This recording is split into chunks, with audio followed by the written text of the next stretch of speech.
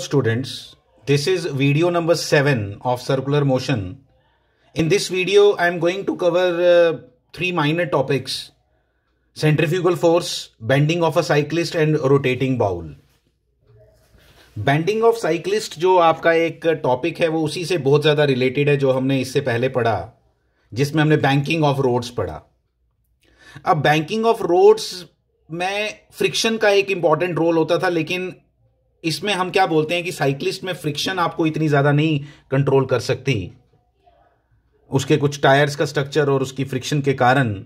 इसलिए हम बैंकिंग से ज़्यादा रिलाई वहाँ करते हैं। बैंकिंग भी की जाती है, साइक्लिस्ट जहाँ चलते हैं, जहाँ रेसिंग होती है वहाँ बैंकिंग भी होती है आपके इस ट्रैक की। लेकिन हम बात कर रहे हैं, जिस समय आपने देखा होगा मोटरसाइकिलिस्ट रेस तो आपने देखी होगी, तो आपने देखा होगा कि मोटरसाइकिलिस्ट कितना बेंड करते हैं खुद को स्किड करने से बचने के लिए। वो देखो किस तरह से ये है, उसको ज़रा अंडरस्टैंड करेंगे। ये एक साइकिल बनाया जिसका एंगल वर्टिकल के साथ थीटा है। नॉर्मल रिएक्शन इधर से लगेगी इस एंगल पे, वो यहाँ दिखाई है, ठीक है। फिर उसके बाद इसके दो कंपोनेंट बनाए, R sine theta and R cos theta, वो आपने देख लिया। अच्छा, ये एक कर्व टर्निंग ट्रैक पे जिस समय आपका साइकिलिस्ट घूम रहा है उस समय हमें उसको बेंड करने की ज़रूरत पड़ती है। यू हैव सीन दैट, ठीक है। और इसलिए आर साइन थीटा यहाँ वो कंपोनेंट है, आर साइन थीटा यहाँ पे वो कंपोनेंट है जो सेंट्रीपिटल फोर्स प्रोवाइड करेगा। तो सेंट्रीपिटल फोर्स जो कंपोनेंट प्रोवाइड करेगा that is r sine theta. तो r sine theta is equal to, क्योंकि नेट एक्सेलरेशन किस डायरेक्शन में है, इसी डायरेक्शन में, ऐसे भी आप बोल सकते हो इसको, ठीक है। Net direction is in this direction. तो r sine theta is equal to क्या होता है, acceleration is equal to M A, ठीक है। तो r sine theta is equal to क्या आएगा, m v square upon r. ये एक इक्वेशन बन गई। और r cos theta equal to बन गया एम जी। तो बड़ा सिंपल सी डेरिवेशन है। ये सिंपल डेरिवेशन आप कर लो, बोर्ड के पॉइंट ऑफ व्यू से भी इंपॉर्टेंट है। ज़्यादा बैंकिंग ऑफ रोड्स इंपॉर्टेंट है, लेकिन ये भी कुछ इंपॉर्टेंट है। डिवाइड किया जैसे ही हमने, तो वही सी की tan theta is equal to V square upon R G, ठीक है। तो ये एक डेरिवेशन है छोटी सी जो आपने ड्राइव कर लेना है। आपको पता चल जाएगा कि आप किस स्पीड पे चलना चाहते हो। स्पीड और थीटा जो है वो एक दूसरे के साथ, आर हो गया कि किस कर्व पे आप टर्न कर रहे हो, उसका कुछ रेडियस होगा, वो तो फिक्स है। जी आपका फिक्स है, दैट मीन्स कि थीटा और वी आपस में रिलेटेड हैं। मतलब अगर आपको स्पीड बढ़ानी है तो आपको थीटा भी बढ़ाना पड़ेगा, बेंडिंग ज़्यादा करनी पड़ेगी। आप देखना, अगर आपने नहीं देखी होगी ना तो कभी मोटरसाइकिलिस्ट रेस देखना, मोटरसाइकिलिस्ट जहाँ चलते हैं मोटरसाइकिल रेस, तो उसमें आप देखना वो उनको तो बहुत स्पीड पे चलना पड़ता है, तो इसलिए उनको बेंड भी ठीक ठाक करना पड़ता है, उनको बहुत बेंड करना पड़ता है। लगभग वो हॉरिजॉन्टल हो जाते हैं, लगभग वर्टिकल के साथ वो एंगल 90 डिग्री बनाते हैं, लगभग। आई एम नॉट सेइंग 100% बिल्कुल 90 डिग्री होता है, बट 70 डिग्री के लगभग तो आराम से होता है, आप देखना। और उन्होंने अपने घुटनों पे एक पैडिंग भी की रहती है, इसी वजह से कि कई बार उनके घुटने भी टच करते हैं, इतना वो बेंड कर जाते हैं कि उनके जो नीज हैं they just touch the ground, और इसलिए उनको बेंडिंग काफ़ी करनी पड़ती है। मैंने आपको सिंपल बताया कि वी और थीटा जो हैं वो आपस में रिलेटेड हैं। थीटा कम रखेगा तो स्पीड भी कम रखेगा, जब उसको थीटा बढ़ाना पड़ेगा, जब उसको वी बढ़ाना पड़ेगा तो उसको थीटा भी बढ़ाना पड़ेगा। सिंपल डायग्राम की सारी वैल्यू, अगर बोर्ड के पॉइंट ऑफ व्यू से बात करूं तो डायग्राम की इसमें मेन वैल्यू है। डायग्राम बड़े अच्छे से बनाओ, डायग्राम का बनना अच्छा बहुत इंपॉर्टेंट है इस केस में, ठीक है। तो डायग्राम को बहुत अच्छे से बना के रखो, ठीक है। तो बस इतनी डेरिवेशन आपने करनी है, डायग्राम की ही वैल्यू है, बाकी तो डेरिवेशन आप देख रहे हो, 3 तो इक्वेशन है इसके अंदर, कुछ भी नहीं है इसके अंदर, ठीक है। अगले टॉपिक में हम जरा सेंट्रीफ्यूगल फोर्स को अंडरस्टैंड करते हैं। This is a very simple topic, centrifugal force. देखो एक्चुअली अभी तक ना लोगों को कई बार प्रॉब्लम आती है समझने में, मैं बताता हूं आपको क्या, कि जब हम बोलते हैं required centrifugal force is equal to, तो उस समय कई बार प्रॉब्लम आती है। इसी चीज को एक दूसरी लैंग्वेज में भी समझा जा सकता है, मैं आपको समझाता हूं। सूडो फोर्स का कॉन्सेप्ट है ये, पहली बात एक याद रखो बात, सूडो फोर्स। और अगर आपसे फिर से रिपीट करूं आपको कि सूडो फोर्स क्या होती है, तो आपने बोलना है कि जब कोई भी ऑब्जर्वर नॉन इनर्शियल फ्रेम में बैठा हो, ग्राउंड पे ना हो, एक नॉन इनर्शियल फ्रेम हो, जो नॉन इनर्शियल फ्रेम का मतलब होता है वो खुद ऐसी जगह बैठा हो जो एक्सेलरेट कर रही हो, ठीक है, खुद एक्सेलरेट कर रही हो, तो फिर हमें सूडो फोर्स का कॉन्सेप्ट लाना पड़ता है, ठीक है। सूडो फोर्स का कॉन्सेप्ट लगाना पड़ता है, वहां पे हमें एक और फोर्स लेनी पड़ती है, सूडो फोर्स, तब जाके हमारे न्यूटन्स लॉज वहां पे एप्लीकेबल होते हैं, अदरवाइज नहीं होते। और दूसरी बात, जब भी हम लिखते हैं ना net force is equal to M A, वहां पे जो ए लिखते हैं ना हम, वो हमेशा लिखते हैं ऑब्जर्वर के रिस्पेक्ट में। वहां पे हम क्या लिखते हैं? ऑब्जर्वर के रिस्पेक्ट में। इस बात को हमने सबने अच्छे से अंडरस्टैंड करना है कि ऑब्जर्वर के रिस्पेक्ट में वो किस नेट एक्सेलरेशन कहाँ है। तो जो हम सेंट्रीपिटल फोर्स की बात करते हैं वो ग्राउंड पे ऑब्जर्वर जो बैठा है उसको जब दिखाई देता है कि एक चीज बेंड कर रही है, सॉरी एक चीज कर्व पे जा रही है, तो कर्व पे जब जाती है तो उसको दिखाई देता है कि भाई ये तो एक्सेलरेटेड है। लेकिन ग्राउंड वाले के लिए जो बंदा उसी चीज के अंदर बैठा होगा, जैसे गाड़ी के अंदर कोई बैठा होगा, तो उसके लिए जो है उसके लिए वो मोशन एक्सेलरेटेड नहीं है। ठीक है, उसके लिए वो मोशन एक्सेलरेटेड नहीं है, और इसलिए फिर उसको कैसे समझेंगे हम? उस बात को हम इस तरह से अंडरस्टैंड करते हैं कि जिस समय एक गाड़ी में कोई ट्रेवल कर रहा है, तो विद रिस्पेक्ट टू व्हीकल अगर हम बात करें तो गाड़ी पे जो फोर्स लग रही है वो बाहर, आप देखते हो वहां पे कि वो जो लोग बाहर की तरफ धक्का खाते हैं, है ना, जिस समय गाड़ी टर्न करती है तो आप हमेशा खिड़की की तरफ से बेंड करते हो, काफी ज्यादा बाहर की तरफ निकलने की कोशिश करते हो। ठीक है, तो वो क्यों होता है ऐसा, उसको समझने के लिए कि आप उस पर्सन के पॉइंट ऑफ व्यू से अगर बात करो तो क्योंकि वो खुद कहां बैठा है? नॉन इनर्शियल फ्रेम में बैठा है। तो उस पर अगर जब आपने क्या लगानी है, उस पे जब उसको मालूम है कि भाई ये गाड़ी इस तरफ जा रही है, देखो उसको समझना कितना आसान है। गाड़ी इस तरफ धक्का खाती है, क्यों? जब आप टर्न करते हो तो आपकी गाड़ी को इस तरफ से फोर्स लगती है, इसलिए फ्रिक्शन जो आएगी वो इस तरफ आएगी। ठीक है, ये फ्रिक्शन आई, और जो इस तरफ उसको कौन सी फोर्स है जिसके कारण ये फ्रिक्शन आई? That is called centrifugal force. Centrifugal force is equal to क्या होगी? देखो अब ध्यान से सुनना, सेंट्रीफ्यूगल फोर्स कितनी होगी? That is equal to M a. But a किसका? एक्सेलरेशन किसकी? जिस फ्रेम में वो बैठा है उसकी एक्सेलरेशन। और उस गाड़ी की एक्सेलरेशन कितनी है? उस गाड़ी की एक्सेलरेशन होती है ओमेगा स्क्वायर आर। तो इसलिए आप लिखोगे एफ इज इक्वल टू क्या? M omega square R. इसकी एक एग्जांपल करते हैं, उससे आपको क्लियर हो जाएगा और ज्यादा। A particle of mass M is placed on a horizontal circular table. एक हॉरिजॉन्टल सर्कुलर टेबल है, उसके ऊपर एक मास पड़ा है, और वो टेबल जो है वो रोटेट कर रहा है, और ये जो मास है ये कितने डिस्टेंस पे है? आर डिस्टेंस पे है। ठीक है, इसमें जो कोफिशिएंट ऑफ फ्रिक्शन है वो म्यू है। ठीक है, कोफिशिएंट ऑफ फ्रिक्शन जो है इस मास पे वो इतना है। ठीक है, और ये जो है ये रोटेट कर रहा है जो ओमेगा के साथ, ये सब कुछ गिवन है। A particle of mass M is placed over a horizontal circular table rotating with angular velocity omega about the vertical axis. जो मैंने बताया आपको कैसे घूम रहा है वो table. Passing through its center, the distance of the object from the axis is r. Find the force of friction. हमें force of friction म्यू नहीं निकालना है, हमें सिर्फ force of friction निकालनी है। म्यू भी पूछा जा सकता था। ठीक है, force of friction f निकालनी है between the particle and the table की distance between the force of friction। हाँ, तो और ये क्या है? जो मास यहीं पे पड़ा है, वो हिल नहीं रहा है, हमें ये बताना है कि कितनी फोर्स ऑफ फ्रिक्शन होगी कि वो वहां पे स्टेशनरी रहे, इज प्लेस्ड ओवर। वो उधर ही है, घूम रहा है। लेकिन आपने देखा होगा जब भी फैन के ऊपर अगर कभी आप उसके ब्लेड के ऊपर कॉइन रख के देखो, वो हमेशा बाहर की तरफ धक्का खाएगा, एकदम बाहर की तरफ गिरेगा। ठीक है, तो आपको कोई पूछे ना कि वो बाहर की तरफ क्यों गिरा, तो बाहर की तरफ क्यों गिरा उसका रीजन आप सेंट्रीफ्यूगल फोर्स से दे सकते हो। देर आर द वेरी, देखो पहली बात ये समझना, क्या सेंट्रीफ्यूगल फोर्स का बीच में लाना हर बार आप इंटरेस्टेड हो इस चीज में? नो।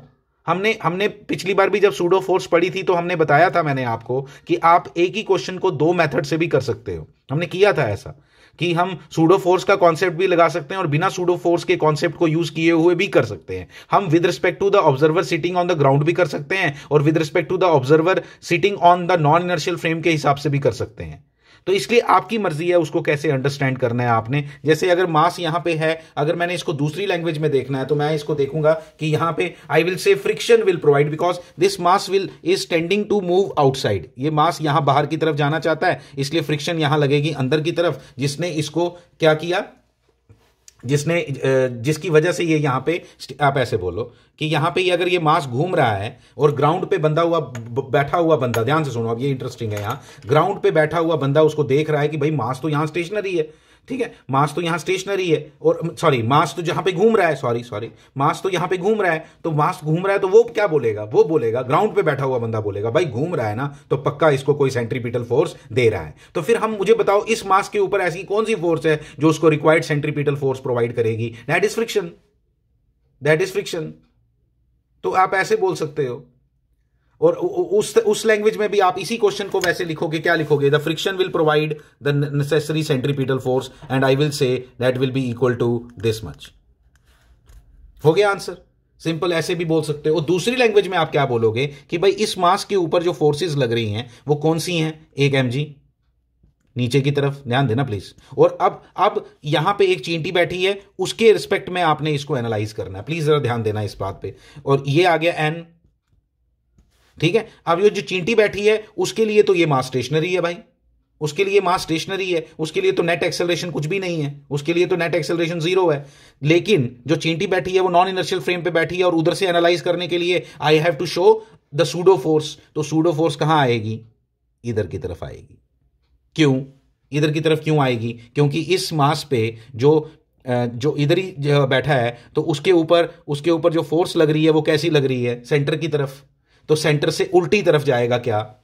सेंटर से उल्टी तरफ जाएगा कौन? सेंटर से उल्टी तरफ जाएगी आपकी pseudo force. And what should I right?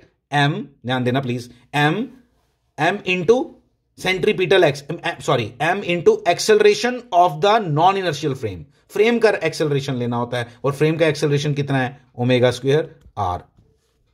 और यहां पे लग रही है फ्रिक्शन। अब मैं बोलूंगा, छोड़ दो, अब कोई सेंट्रीपिटल फोर्स का आपको कॉन्सेप्ट लेने की भी जरूरत नहीं है। अब नाउ यू विल सिंपली से कि यहां पे आप इसको अंडरस्टैंड करो तो क्या बना? n is equal to mg, इसी क्वेश्चन को करना हो, n is equal to mg, और f इज इक्वल टू क्या लिखूंगा? m ओमेगा स्क्वायर r, ठीक है। और फिर मैं लिख दूंगा यहां पे f इज इक्वल टू, अगर पूछा नहीं है वैसे इस क्वेश्चन में, लेकिन अगर पूछा होता तो मैं लिखता mu n is equal to क्या? m omega square r। और फिर मैं यहां लिखता म्यू, पूछा नहीं है म्यू, लेकिन इसी क्वेश्चन में म्यू पूछा जा सकता है, mu mg is equal to क्या? m omega square r। और यहां से m कैंसिल हो गया, और अल्टीमेटली मैंने लिखा क्या? मैंने लिखा mu should be equal to omega square r upon g, so that कि ये जो आपका मास है यहां पे स्टेशनरी रहेगा। तो दिस इज द कंडीशन कि इतना म्यू होगा तो जाके वो स्टेशनरी रहेगा। और अगर कोई ओमेगा बढ़ा देगा, देखो अगर ओमेगा बढ़ाएगा तो फिर अल्टीमेटली वो गिरेगा ही गिरेगा। तो ये कुछ क्वेश्चन फ्रिक्शन के साथ रिलेटेड है।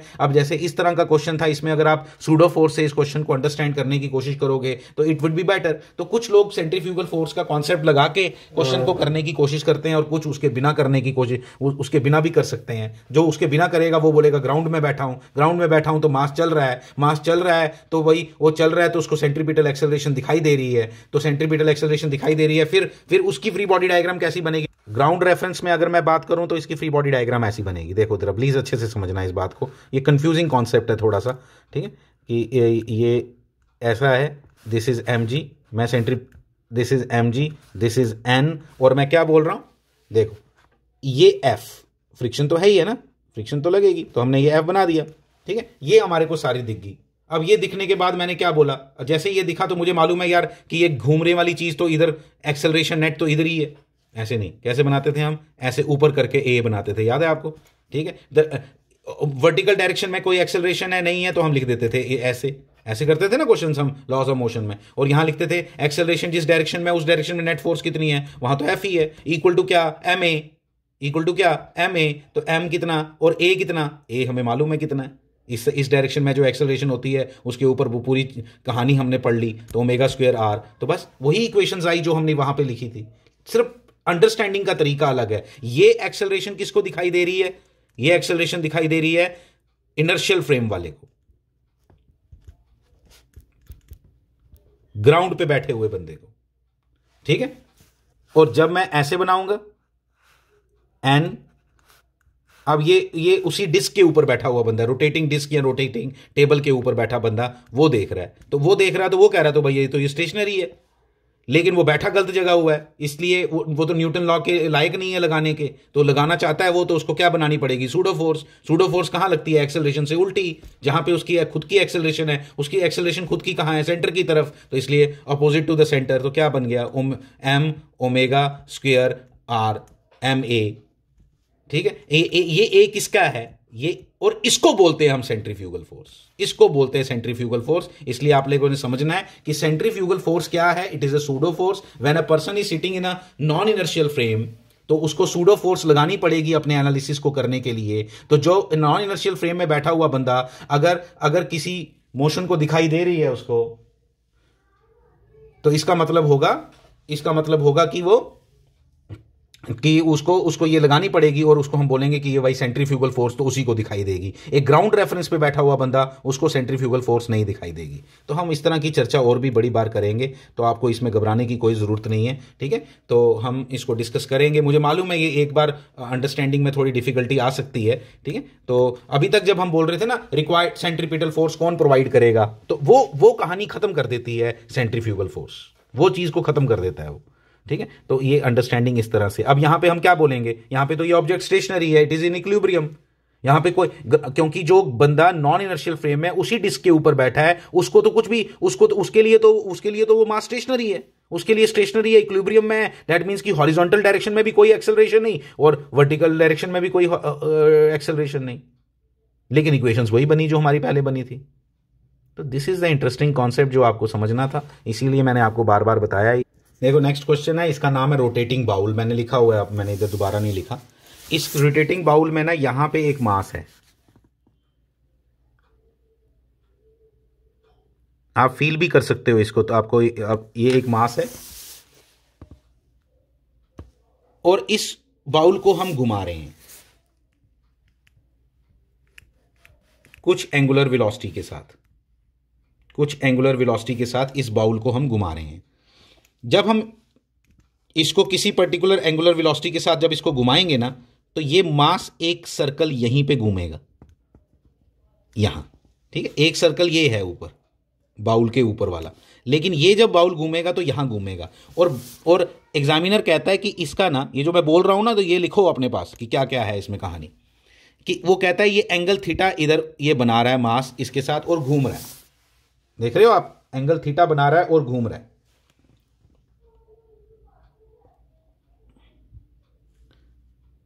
थीटा ये नहीं, उसने ये दिया हुआ है थीटा, वर्टिकल के साथ थीटा दिया है, वर्टिकल के साथ एंगल थीटा दिया हुआ है ये वाला, ठीक है। और ये मास यहां घूम रहा है। वो बोलता है फाइंड ओमेगा, क्वेश्चन है find omega so that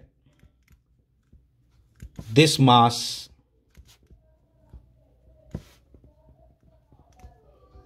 should not slip नहीं करना चाहिए, ये बस जहां है वहीं रहे, शुड नॉट स्लिप, ठीक है। ये क्वेश्चन है आपका। अब मैं जब इसकी फ्री बॉडी डायग्राम बनाऊंगा ना इस मास की, आप देखना जरा ध्यान से, ये मास यहां पे है, ये देखो ऐसे, मैं इसको ऐसे बना देता हूं, ठीक है। इसको ऐसे मत करो, ये वाले कलर से ले लेते, इसको ऐसे रखो, मास को इसके ऊपर रखो, रखने की जरूरत ही नहीं, उसको पॉइंट मास हम मानते हैं अभी तक तो, ठीक है। इसके ऊपर यहां पे लग रही है नॉर्मल रिएक्शन n, ध्यान देना प्लीज।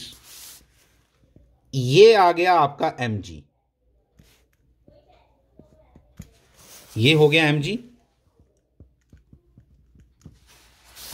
ठीक है।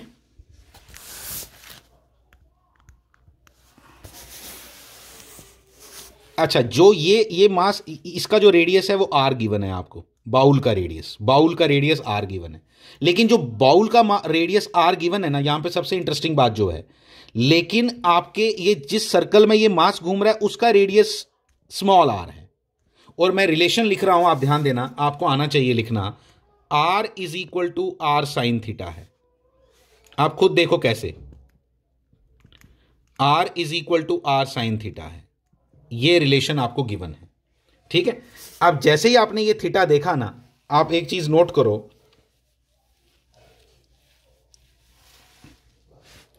ये नॉर्मल रिएक्शन की डायरेक्शन यहीं पे अगर मैं देखूं तो यही है, mg की डायरेक्शन यहां है, देख रहे हो।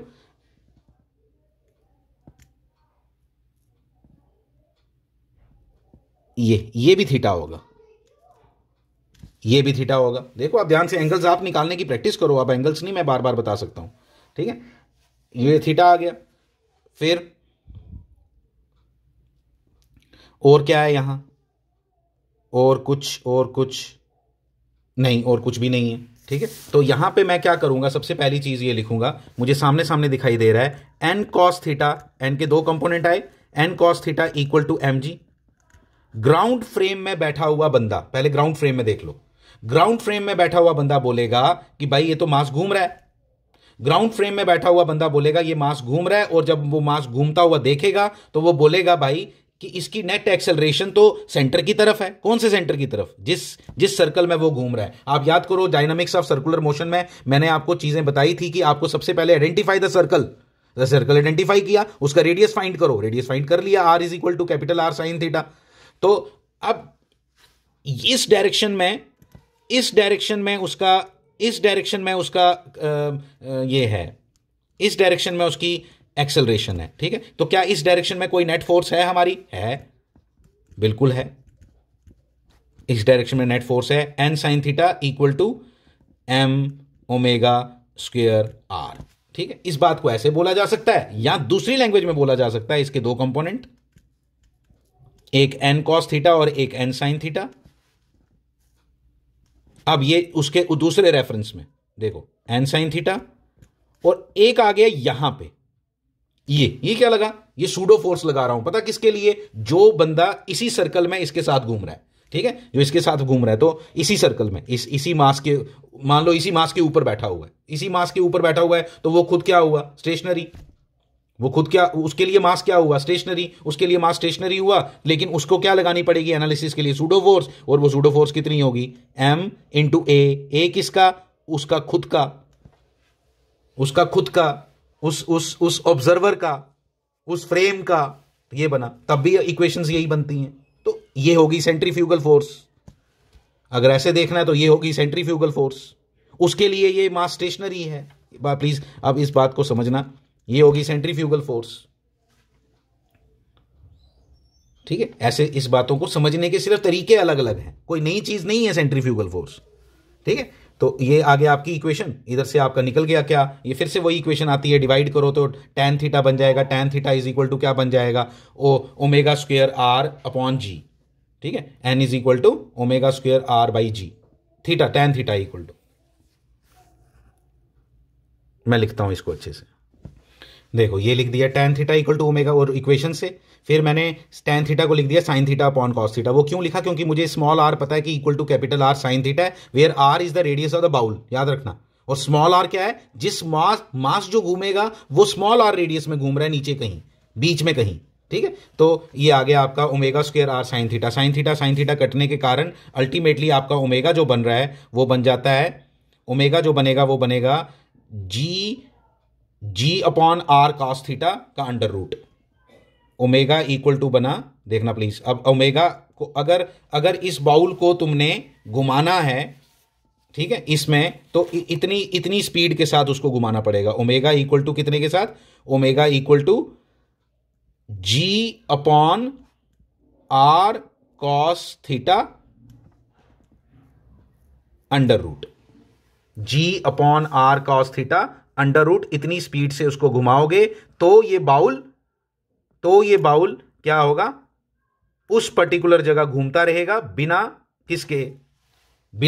बिना स्लिपिंग के, मतलब ऊपर नीचे नहीं जाएगा अगर तुमने इतना ओमेगा रखा। ठीक है, ये बात समझने वाली थी इसके अंदर, जी अपॉन आर कॉस थीटा, पहली बात। अब मैं फ्रिक्शन को भी इसके अंदर लाऊंगा और आप देखना एनालिसिस कैसे चेंज होता है आपका। लगभग ये बैंकिंग वाला कॉन्सेप्ट ही है, अगर आप अंडरस्टैंड करने की कोशिश करो तो लगभग थोड़ा बहुत मिलता है, पूरा नहीं मैं बोलूंगा मिलता है, बट बहुत ज्यादा मिलता है। अब देखो, अब वो कह रहा है कि यहां पे फ्रिक्शन है, म्यू है। अब बताओ कितना ओमेगा मैक्स और ओमेगा मिनिमम की वैल्यू की ये स्लिपिंग ना करे। Omega max, range of omega निकालना है, यानी ओमेगा मैक्स और ओमेगा मिनिमम निकालना है कि ये स्लिप ना करे, सो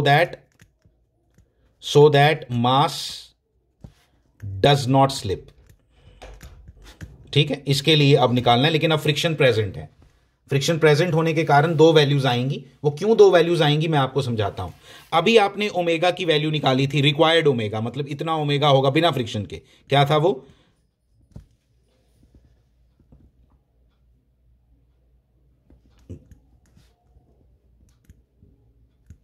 ठीक है, ये था R upon G cos theta. अब हमने क्या देख रहे हैं कि जिस समय आप ओमेगा की वैल्यू बढ़ाओगे, वैसे भी आप खुद भी कॉमन सेंस भी लगा, जब आप ओमेगा की वैल्यू बढ़ाओगे ना तो ये ब्लॉक ऊपर जाने की कोशिश करेगा, ये ब्लॉक ऊपर जाने की कोशिश करेगा, और जब ये ब्लॉक ऊपर जाने की कोशिश करेगा तो फ्रिक्शन नीचे की तरफ लगेगी,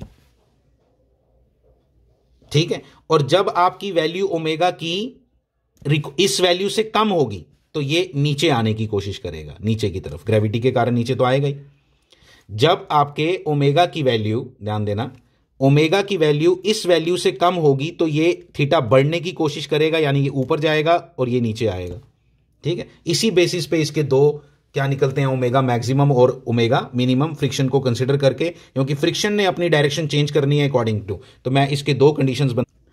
अब देखना जरा इस पे कैसी कैसी डायग्राम्स बनेंगे, आप इस बात पे जरा ध्यान देना। इसकी फ्री बॉडी डायग्राम बना रहा हूं, एम जी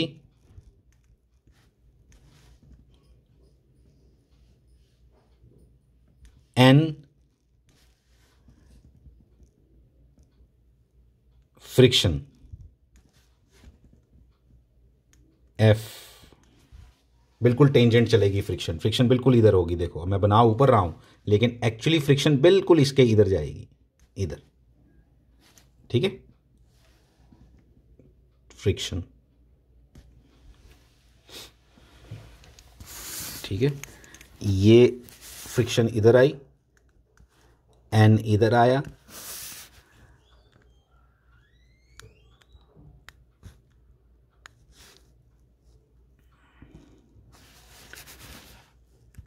मैं एक्सिस बना रहा हूं, आप ध्यान देना, ये हमारी आ गई वर्टिकल एक्सिस,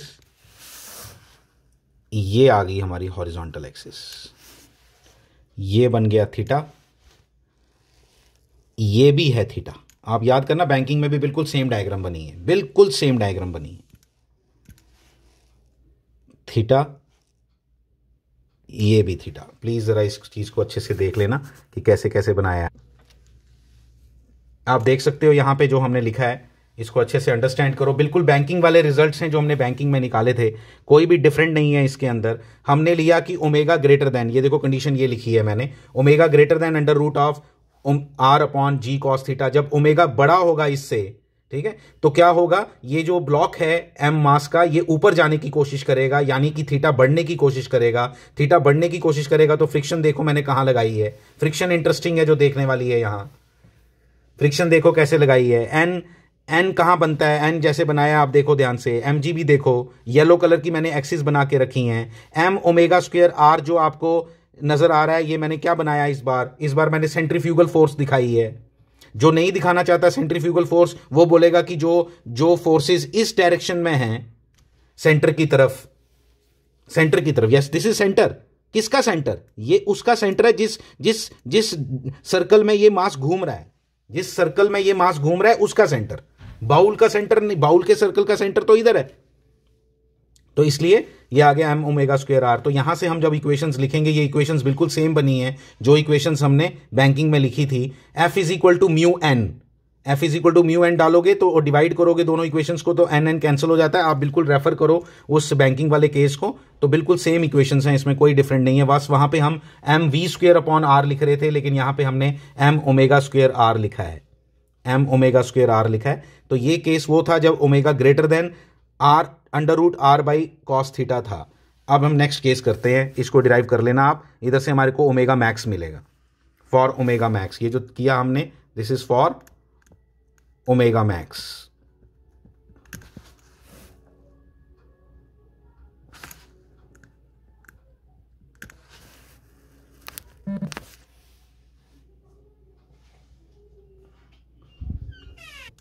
जब ओमेगा लेस देन होगा under root of R by G cos theta से, कम होगा इससे, उस समय ये ब्लॉक नीचे आने की कोशिश करेगा, नीचे आने की कोशिश करेगा तो फ्रिक्शन ऊपर बनेगी, इधर, पिछली बार इधर बनी थी, इस बार ऊपर बनी, ठीक है। तो ये आ गई आपकी फ्रिक्शन, एंगल अभी भी ये थीटा ही आएगा। और इसकी वजह से अब आपका जो इक्वेशन बनी कौन सी वाली, पहली वो ये बनी एम, मतलब कि इस डायरेक्शन में N sine theta minus F cos theta equal to M omega square R, ये बन गया क्योंकि इस बार एफ इधर चला गया ना, ठीक है। तो ये बनेगा, यहां आप ऐसे लिख सकते हो N sine theta is equal to M omega square R plus F cos theta, ऐसे भी लिख सकते हो, एक ही बात हुई। और दूसरी इक्वेशन जो बनेगी वो क्या बनेगी, एन सेकेंड इक्वेशन जो बनेगी, माइनस का प्लस और प्लस का माइनस होने वाला है इधर भी आई थिंक, ठीक है। क्या बनेगा, N cos theta yes plus F sine theta, पिछली बार माइनस था इस बार प्लस है, इक्वल टू एम जी। और फिर से आप उसी तरह से निकालोगे, लेकिन इस बार जो ओमेगा आपका निकलेगा वो ओमेगा मिनिमम निकलेगा। This is for omega minimum. ये जो पूरा कहानी है ये ओमेगा मिनिमम के लिए। थोड़ा सा प्लीज इस पे ध्यान दो, बड़े अच्छे क्वेश्चंस हैं लेकिन थोड़े से दिमाग और थोड़ा सा कंसंट्रेशन मांगते हैं ऐसे क्वेश्चंस, ठीक है।